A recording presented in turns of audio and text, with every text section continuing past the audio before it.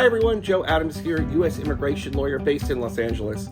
Today our guest is Michelle Ouyang, who sometimes goes by the name Lotus Flow. She's a composer and artist originally from China. She's currently on a world tour, getting inspired by Eastern and Western attitudes, culture, and art, and I can't wait for you to meet her. Michelle, thank you so much for joining us today. I really appreciate you taking the time. You're in Hong Kong right now. What are you up to in Hong Kong? I'm doing my music writing session here.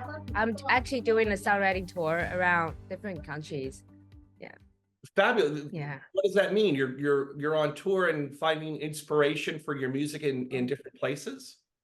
Yes. So I signed with Universal Music as a songwriter and producer. I'm writing with the different songwriters from internationally, different countries, and then share the inspirations, finish the project together, and with the different culture background people. Yeah. Fabulous. You went to Berklee College of Music, and then after your student visa was over, you and I worked together to get your O1 category visa. But before you Yes. were a student, had you ever been to the US before? I never been to US until 2018. That was for my college.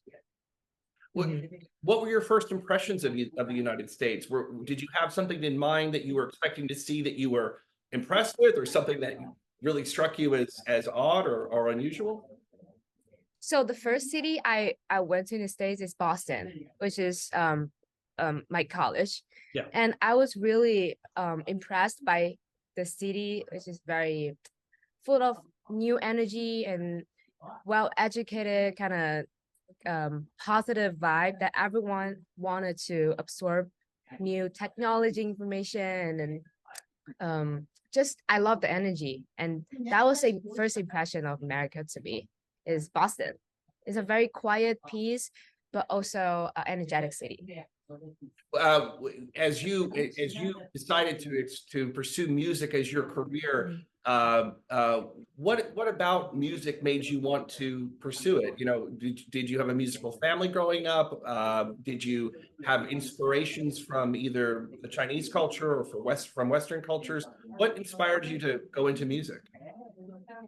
None of my family members really understand music, but I grew up with learning classical piano because my parents just feel like that's a very cool thing, that a kid can play different instrument and doing things besides just doing examinations, like learning math, learning like literal things. So that was my background. Was I played classical piano for 10 years, and then I studied composition, also like classical related, when I was like 16.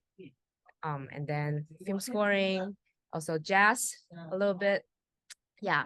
So I grew up with a lot of different kind of genres, music, just for fun and also for a little bit professional as well. And after 16, my 16 years old, I decided to pursue that as my professional career. That's why I started prepare my college when I was 16. Who would you say your influences were as a composer? Do you look to Chinese composers, Western composers, American composers? You mentioned jazz music. That's the original American art form. Mm-hmm. Who do you look to for inspiration? My inspiration was actually a film composer called Hans Zimmer. So he's not exactly a traditional composer. That's why I like it. So he combined electronic synthesizers and also traditional composition skills in one piece that works for a lot of amazing movies. So I was like, oh, that's very new for me, and I was thinking about to become a film composer before I become a pop producer. Yeah. So he was my first mentor, kind of. Yeah, that I want to I want to go to America to see what's going on in the scene. Yeah. That's fabulous. Uh, so you're a film composer, you're a classical composer, you're sort of a fusion composer, right? Mm-hmm. What are the kinds of things that you're working on right now? What kind of music can we look forward to you producing in the next, say, year or so? Very interesting that I got into music industry, like pop music industry.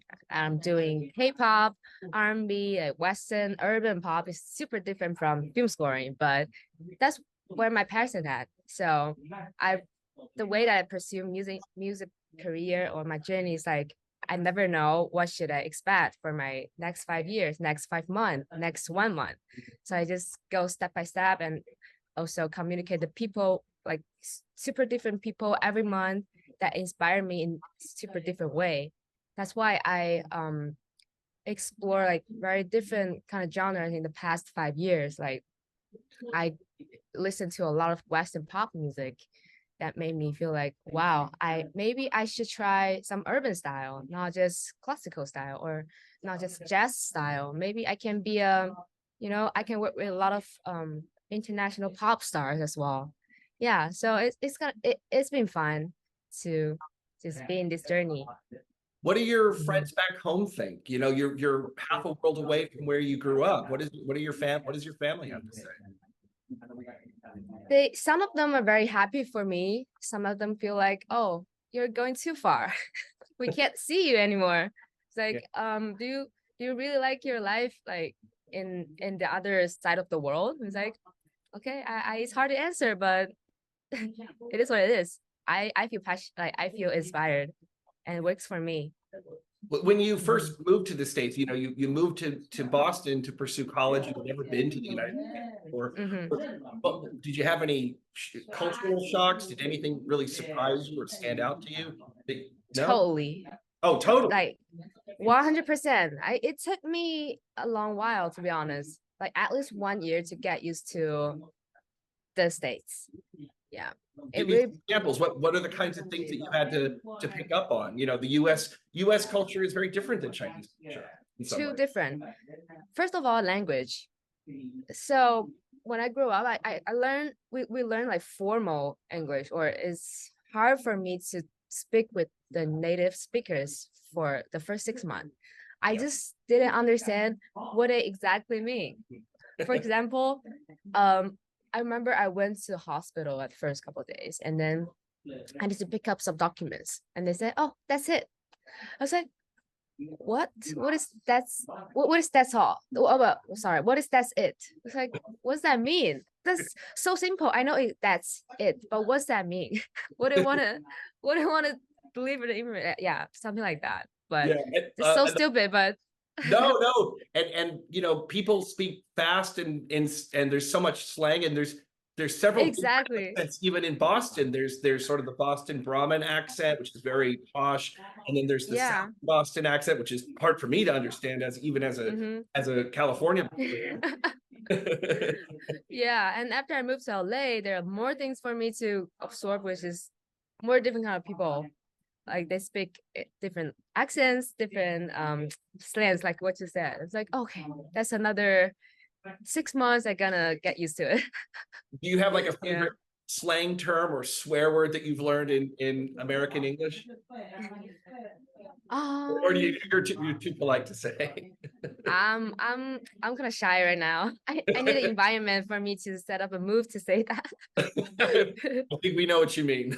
Okay. When we started working together on your extraordinary ability visa petition, something that I have noticed over the years is that some people from some cultures have a difficult time speaking about themselves in a brand kind of way. And I've noticed that there are many people from East Asia in particular who will say, well, it was a team effort. I just did my part. Was it difficult for you to communicate how talented you were? Or were you already sort of westernized enough to kind of get that you have to be your own best advocate? I feel like I definitely see the both side. I can't say the journey that I had right of this like 7 years or 8 years is like all by myself. I couldn't say that. I have family support of course, and I have some friends support and have a like team support in my work, but but of course I'm very hardworking and then really hard work for every opportunities that I can get. But every step, there's some people that support me to get there. And of course, working with you, you're a big supporter as well. So I couldn't get my visa, I couldn't get there, went to college, moved to the States without all of the support. So I'll take it. What would you tell your younger self? What advice would you give a young person who's thinking about pursuing a life in the U.S. or studying in the U.S. or maybe even thinking about immigrating to the United States? I feel like I made a pretty good decision. I like the environment here so far, and personality wise, I feel like America fits me because it's hard for me to be like listen to too many people, like follow too much people's thoughts. I prefer to just make my own decision and follow whatever I'm thinking right now. So Americans in that way, that people have their individual thoughts and doing just their own things. No one really care about each other's progress, but it's in a good way. So I love it. Yeah, I think your insight so helpful especially for younger people looking to maybe follow in your footsteps and pursue their goals as you have. I'll put a link in the description to all of Michelle's social media and her website and check out her amazing work. Michelle, thank you so much for joining us. Thank you, Joe. You're amazing. Thank you.